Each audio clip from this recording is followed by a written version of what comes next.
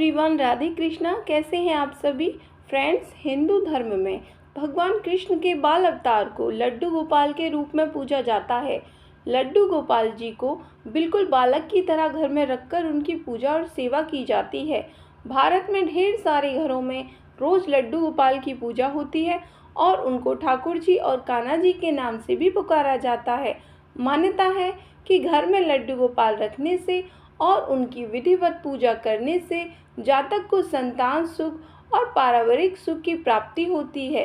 घर में सुख शांति बनी रहती है और खुशियां आती हैं। जिस घर में नियमित तौर पर लड्डू गोपाल की पूजा होती है वहाँ हमेशा सुख शांति बनी रहती है और घर में कभी किसी चीज़ की कमी नहीं होती है।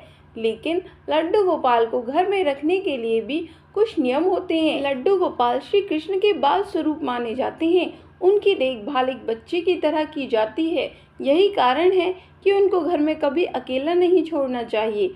लड्डू गोपाल को प्रतिदिन स्नान कराना चाहिए। स्नान कराते समय शंख का उपयोग करना बेहद शुभ होता है। शंख में माँ लक्ष्मी और भगवान नारायण का वास होता है। स्नान में उपयोग किए गए पानी को इधर उधर ना फेंकें, उसे किसी पेड़ पौधे या तुलसी के पौधे में चढ़ा सकते हैं। लड्डू गोपाल को स्नान कराने के बाद श्रृंगार की बारी आती है। उनको हमेशा धुले और साफ सुथरे वस्त्र ही पहनाएं। इसके बाद भगवान को चंदन का टीका लगाकर जेवर आदि पहनाएं। ऐसा करने से लड्डू गोपाल काफी प्रसन्न होते हैं। कहा जाता है कि पूजा घर में किसी भी देवी या देवता की एक से ज्यादा प्रतिमाएं नहीं रखनी चाहिए। इसी तरह घर में लड्डू गोपाल की भी एक ही प्रतिमा रखकर उसकी विधिवत पूजा करना शुभ माना जाता है। कुछ लोगों के घर में एक से ज्यादा लड्डू गोपाल की मूर्तियां रखते हैं।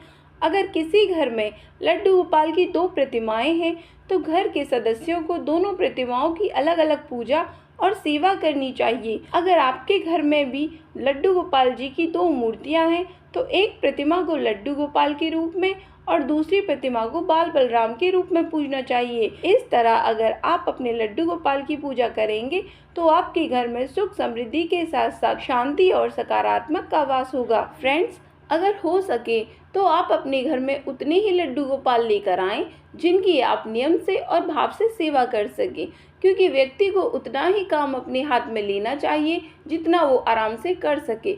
क्योंकि ज़्यादा काम करने से उस काम को अगर वो सही ढंग से ना कर पाए तो व्यक्ति को खुद अच्छा नहीं लगता। इसलिए आप उतना ही काम अपने हाथ में लें जितना आप नियम से और सेवा से कर सके।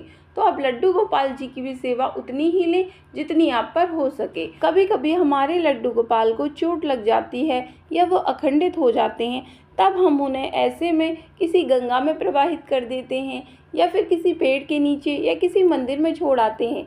तो ऐसा करना पाप होता है। अगर आप अपने लड्डू गोपाल को अपना घर का सदस्य मानते हैं, आप उन्हें बाल स्वरूप में पूजते हैं, तो क्या आपके घर के किसी सदस्य को चोट लग जाती है या आपके बच्चे को चोट लग जाए या उसका हाथ टूट जाए तो क्या आप उसे किसी गंगा में प्रवाहित कर देंगे या किसी मंदिर में छोड़ आएंगे?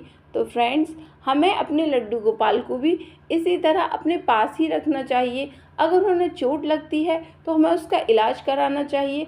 अगर उनका कहीं से हाथ टूट जाता है तो मार्केट में जाकर आप उन्हें रिपेयर करा सकते हैं, वो ठीक हो जाएंगे। ना कि आप उन्हें किसी गंगा में या फिर किसी मंदिर के नीचे छोड़ें। ऐसा करना बहुत पाप होता है।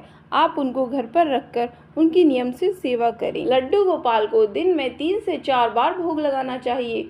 उनको सात्विक भोजन का ही भोग लगाएं। भोजन में प्याज लहसुन का इस्तेमाल नहीं होना चाहिए। लड्डू गोपाल जी के भोग में तुलसी दल अवश्य शामिल करें। बिना तुलसी के लड्डू गोपाल जी को भोग नहीं लगाया जाता है। तो फ्रेंड्स, आज की वीडियो में हमने आपको लड्डू गोपाल जी की पूरी दिनचर्या भी दिखाई है। तो इसी तरह आप भी अपने लड्डू गोपाल जी की सेवा करें। अगर वीडियो पसंद आए तो वीडियो को लाइक कमेंट शेयर ज़रूर करें। फिर मिलते हैं नेक्स्ट वीडियो में। तब तक के लिए राधे राधे, जय श्री कृष्णा।